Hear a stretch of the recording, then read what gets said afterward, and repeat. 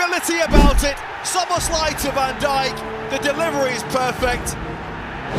Kejutan besar terjadi pada pekan ke-37 Premier League 2025-2026 setelah Aston Villa tampil luar biasa dan menghancurkan Liverpool dengan skor 4-2 di Villa Park, Sabtu dini hari waktu Indonesia Barat. Hasil ini bukan hanya membuat The Reds pulang tanpa poin, tetapi juga membuat posisi mereka di empat besar direbut langsung oleh tim asuhan Unai Emery. Laga ini sejak awal memang diprediksi berlangsung panas. Aston Villa dan Liverpool sama-sama mengoleksi 59 poin sebelum pertandingan dimulai. Namun, Villa unggul karena bermain di hadapan pendukung sendiri dan sedang berada dalam performa yang sangat percaya diri menjelang final Liga Eropa pekan depan. Liverpool sebenarnya sempat tampil agresif di awal pertandingan. Tim asuhan Arne Slot mencoba mengambil kendali permainan melalui Dominik Szoboszlai dan Cody Gakpo. Bahkan, Gakpo sempat mencetak gol pada menit ke-27. Namun, gol tersebut dianulir wasit karena offside setelah tinjauan VAR. Setelah tertekan beberapa kali, Aston Villa justru berhasil mencuri momentum menjelang turun minum. Pada menit ke-42, Morgan Rogers memecah kebuntuan lewat penyelesaian apik memanfaatkan umpan Lucas Degen. Gol itu membuat Villa Park bergemuruh dan membawa tuan rumah unggul 1-0 hingga babak pertama berakhir. Memasuki babak kedua, Liverpool mencoba bangkit. Hanya beberapa menit setelah restart, Virgil van Dijk sukses menyamakan kedudukan menjadi 1-1 lewat sundulan keras memanfaatkan bola mati dari Dominik Szoboszlai. VAR sempat meninjau gol tersebut, namun wasit akhirnya mengesahkan gol kapten Liverpool itu. Namun, kebangkitan Liverpool ternyata tidak bertahan lama. Aston Villa langsung membalas dengan sangat cepat. Pada menit ke-57, Ollie Watkins kembali membawa Villa unggul setelah memanfaatkan kesalahan lini belakang Liverpool. Morgan Rogers berhasil merebut bola dan mengirimkan assist matang yang diselesaikan dengan tenang oleh Watkins. Liverpool mulai kehilangan kendali permainan setelah gol kedua tersebut. Pertahanan mereka terlihat rapuh setiap kali Aston Villa melancarkan serangan balik cepat. Ollie Watkins mencetak gol keduanya pada menit ke-73. Penyerang timnas Inggris itu dengan cepat menyambar bola hasil penyelamatan Giorgi Mamardashvili dan mengubah skor menjadi 3-1. Dominasi Aston Villa semakin lengkap menjelang akhir pertandingan.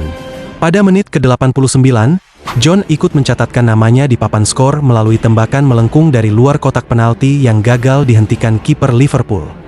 Gol tersebut praktis mematikan harapan Liverpool untuk membawa pulang poin dari Villa Park. Liverpool memang sempat memperkecil ketertinggalan lewat gol kedua Virgil van Dijk pada masa injury time. Bek asal Belanda itu kembali mencetak gol melalui sundulan memanfaatkan assist kedua Dominik Szoboszlai dalam pertandingan ini. Meski begitu, gol tersebut tidak mampu mengubah hasil akhir pertandingan. Aston Villa tetap menang meyakinkan dengan skor 4-2. Kemenangan ini menjadi hasil yang sangat penting bagi Aston Villa. Tambahan 3 poin membuat mereka naik ke posisi keempat klasemen sementara Premier League dengan 62 poin dari 37 pertandingan. Sementara Liverpool harus turun ke posisi kelima dengan 59 poin dan kini berada dalam tekanan besar menjelang pekan terakhir musim ini. Media Inggris menyebut kemenangan ini sebagai salah satu penampilan terbaik Aston Villa musim ini. Selain memastikan tiket Liga Champions, kemenangan atas Liverpool juga menjadi modal besar bagi pasukan Unai Emery sebelum tampil di final Liga Eropa. Di sisi lain, kekalahan ini kembali memperlihatkan masalah besar Liverpool musim ini, terutama saat bermain tandang. Lini pertahanan mereka beberapa kali melakukan kesalahan fatal dan gagal mengantisipasi tekanan cepat dari Aston Villa. Sejumlah media bahkan menilai performa Liverpool dalam laga ini sebagai salah satu yang terburuk musim ini. Ollie Watkins menjadi sosok paling bersinar dalam pertandingan ini. Penyerang Aston Villa itu tampil tajam dengan mencetak 2 gol dan terus merepotkan pertahanan Liverpool sepanjang laga. Watkins juga kembali membuktikan dirinya sebagai salah satu striker paling konsisten di Premier League musim ini.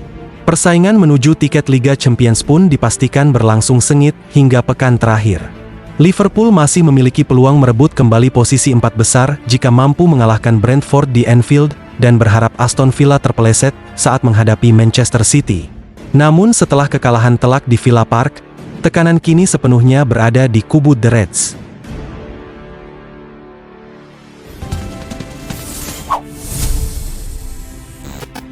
Turnamen sepak bola usia muda terbesar di kawasan Asia Tenggara, Piala AFF U19 2026, kini semakin dekat. Indonesia dipastikan menjadi tuan rumah ajang bergengsi tersebut yang akan berlangsung pada 1 hingga 13 Juni 2026 di Sumatera Utara. Turnamen ini bukan hanya menjadi ajang perebutan gelar juara, tetapi juga menjadi panggung penting bagi regenerasi sepak bola nasional menuju level yang lebih tinggi. 3 stadion telah disiapkan untuk menggelar pertandingan Piala AFF U19 2026. Stadion utama Sumatera Utara di Deli Serdang akan menjadi venue utama turnamen. Selain itu, Stadion Teladan di Kota Medan serta Stadion Mini Pancing di Deli Serdang juga akan digunakan untuk menggelar sejumlah pertandingan selama kompetisi berlangsung. Pemerintah daerah bersama PSSI terus melakukan berbagai persiapan demi memastikan turnamen berjalan lancar. Kehadiran Piala AFF U19 2026 di Sumatera Utara juga dianggap sebagai momentum kebangkitan sepak bola di luar Pulau Jawa sekaligus menjadi ajang promosi fasilitas olahraga baru yang dimiliki Indonesia. Sorotan besar pada turnamen kali ini tertuju kepada pelatih muda Indonesia, Nova Arianto. Mantan asisten pelatih Timnas Indonesia senior itu akan menjalani debut resminya bersama Timnas Indonesia U19 di ajang internasional setelah dipercaya naik kelas oleh PSSI. Keputusan federasi menunjuk Nova Arianto bukan tanpa alasan. Sebelumnya, Nova dinilai sukses saat menangani Timnas Indonesia U17. Di bawah arahannya, Garuda Asia tampil cukup menjanjikan dan menunjukkan perkembangan permainan yang signifikan, baik dari segi mental, disiplin, maupun organisasi tim.